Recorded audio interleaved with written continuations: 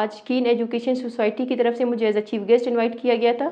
यहाँ पर मैं आई, इन्होंने बहुत अच्छा प्रोग्राम अरेंज किया था। इनके डिफरेंट सेशंस हुए, ट्रांसजेंडर में हुए, साइबर क्राइम में, वुमेन एम्पावरमेंट के ऊपर। और एज अ वुमेन मैं ख़ुद काफ़ी काम कर रही हूँ इस चीज़ के ऊपर, क्योंकि मुख्तलिफ फ़ीमेल्स में मुख्तलिफ प्रोग्राम्स में जाती हूँ तो डिफरेंट फ़ीमेल्स आते हैं, अपने मसले मसाइल हमें बताते हैं और हम इनको आगे डिलीवर करने की कोशिश करते हैं।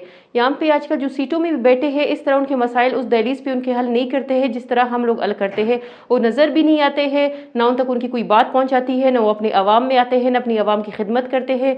अल्हम्दुलिल्लाह हम जहाँ भी गए हैं, जिस फोरम में भी गए हैं, हमें उन्होंने अपने प्रॉब्लम्स बताए और हमने उनकी प्रॉब्लम्स हल करने की कोशिश की है। चाहती हूँ इस तरह के सेशन सिर्फ हमारे कोटा बेस में नहीं हो, हमारे बाकी एरियाज़ में भी हो। जैसे कोटा से करीब है मस्तूंग, कलात, गुजदार, सूराब, तुरबत, मंद, यहाँ की जो स्टूडेंट फीमेल्स हैं उनमें भी ये शऊर पैदा होना चाहिए कि हमें भी इस फील्ड में आगे आना चाहिए, हमें भी एजुकेशन, हमें भी हेल्थ और इस तरह के चीज़ों के बारे में पता होना चाहिए। तो मैं चाहती हूँ इस तरह के सेशंस हम वहाँ पर भी अरेंज करवाएं। आप हमारी इज्जत तो सिर्फ अगर आपने छोटी कोई हरकत कर ली तो हमारी इज्जत खराब हो जाएगी। आज कीन एजुकेशनल एंड डेवलपमेंटल सोसाइटी ने मुझे इनवाइट किया था एज अ ट्रेनर अपने सेशन में, जो उन्होंने अनलेक हट्स में ऑर्गेनाइज़ करवाया है। तो उसमें मैं एज अ ट्रेनर बात कर रही थी जेंडर बेस्ड वायलेंस के हवाले से। जब मैंने उन फीमेल्स के साथ कनेक्ट किया ना जेंडर बेस्ड वायलेंस के हवाले से, तो मुझे काफ़ी ये चीज़ फ़ील हुई कि उन्होंने अपने अंदर ये चीज़ को बहुत ही दबाया हुआ था।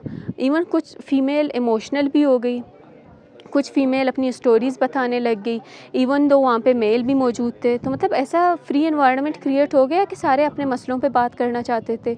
मैंने एक पॉजिटिव चेंज देखा, टेक्नोलॉजीज़ के बारे में भी उनको सिखाएं बताएं। हमारे माशरे में ये चीज़ बहुत नॉर्मलाइज़ की गई है कि हम इसको छुपाएं।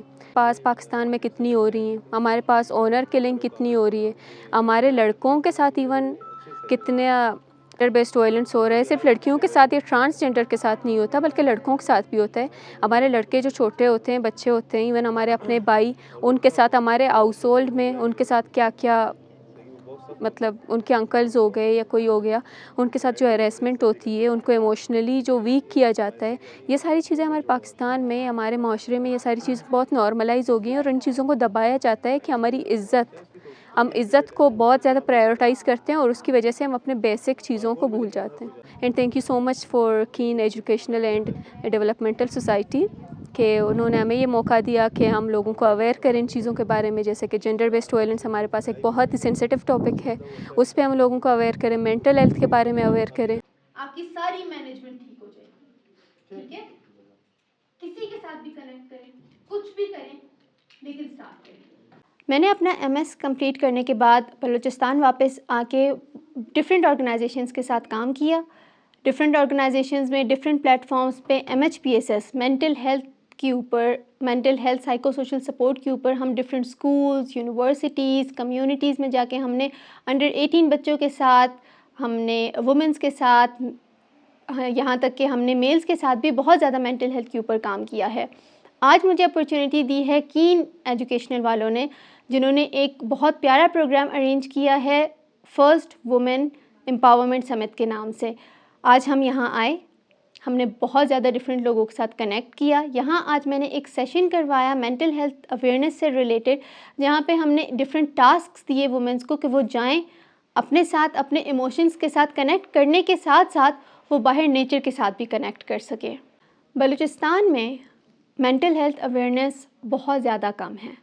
इस तरह के प्लेटफॉर्म्स हमें अपॉर्चुनिटी देते हैं कि हम मेंटल हेल्थ से रिलेटेड ये अवेयरनेस फैलाएं कि हमारा माइंडसेट, हमारा ब्रेन एक मशीनरी की तरह वर्क करता है, तो उसे भी रिचार्ज होने की ज़रूरत होती है, उसे भी काम करने की ज़रूरत होती है कि वो पुरानी चीज़ों को डिलीट करके न्यू चीज़ें किस तरीके से अपडेट कर सकें।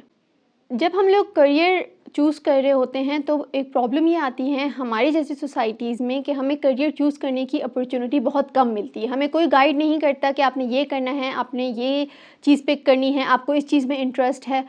तो मेरी पर्सनैलिटी बज़ाते ख़ुद थोड़ी ऐसी थी कि मैं और लोगों के मसलों को थोड़ा गौर से सुनती थी और फिर उसका कोई ना कोई डिफरेंट पर्सपेक्टिव दे के उसका कोई सोल्यूशन निकालती थी। जनरेशनल ट्रॉमास चल रहे हैं, इनको हम किस तरीके से हील करेंगे और इसको हम बाकी अपने ही माशरे में किस तरीके से इम्प्लीमेंट करेंगे ताकि एक हील्ड माशरा जो है ना हम बन सकें। है कि मेंटल हेल्थ अवेयरनेस इतनी ज़्यादा कम है कि जब भी हम मेंटल हेल्थ रिलेटेड कोई चीज़ बात करते हैं तो हमारे माइंड में आता है कि ओह शायद कोई बहुत ही ज़्यादा परेशानी होगी, कोई बहुत ही ख़तरनाक किस्म का कोई माइंड हमारा स्टॉप हो जाएगा या काम नहीं करेगा या हम लोगों को मारना पीटना शुरू करेंगे, ऐसी चीज़ हो जाएगी। उसके बाद हमने जो है ना डॉक्टर या साइकोलॉजिस्ट को कंसल्ट करना है। मेरे पास कुछ इतने माइनर केसेस आए हैं जो छोटे बच्चे बहुत ही डिस्टर्ब माहौल से, उनके ऊपर जब हमने काम किया तो ऐसा नहीं था कि वो बहुत गरीब फैमिली से थी, ऐसा नहीं था कि उन्हें फाइनेंशियल कोई इश्यूज़ थे, लेकिन उसके बाद भी उनके अंदर डिप्रेशन और एंजाइटी के सिम्टम्स देखकर हमें रियलाइज़ इस पॉइंट पे करना चाहिए कि हमारे पास ऐसे भी लोग आते हैं जो बहुत फाइनेंशियली, जिनके पेरेंट्स बहुत एक्टिव, बहुत अच्छे तरीके से वो सारी चीज़ों को और अपने बच्चों को पैम्पर करके लेकर जा रहे हैं, उन बच्चों में भी प्रॉब्लम होती हैं। और कुछ ऐसी फैमिलीज़ हमारे पास आती हैं जिनको देने के लिए एक पैसा भी नहीं होता, लेकिन सेम प्रॉब्लम्स उनके ऊपर भी होती हैं। हमारे इतने डिफरेंट माइंड्स हैं कि एक बच्चा अगर उसके बचपन में किसी ने लंच बॉक्स से कोई चीज़ उठा के खा ली है वो, और दूसरा बच्चा अगर वो अब्यूज़ हुआ है किसी किस्म का उसके साथ, तो हम लोग ये डिसाइड नहीं कर सकते कि हमने ज़्यादा फोकस किस बच्चे पे देना है, क्योंकि वो अपने माइंड के तरीके से उस सारी चीज़ को उसी तरीके से लेंगे। तो ये हम नहीं बता सकते कि कौन सा बच्चा ज़्यादा इफ़ेक्टिव है और कौन सा बच्चा कम है। तो हमें अपने मेंटल हेल्थ के ऊपर इस तरीके से काम करना चाहिए। आजकल की फ़ीमेल्स अगर किसी के पास अपने मसले मसाइल लेके जाते हैं, चाहे वो मेल पॉलिटिशियन हो या चाहे वो फीमेल पॉलिटिशियन हो, लेकिन उनकी प्रॉब्लम्स उस तरह से वो लोग हल नहीं करते और काफ़ी ख़वातीन बेचारी हरेसमेंट का भी शिकार हो जाती हैं।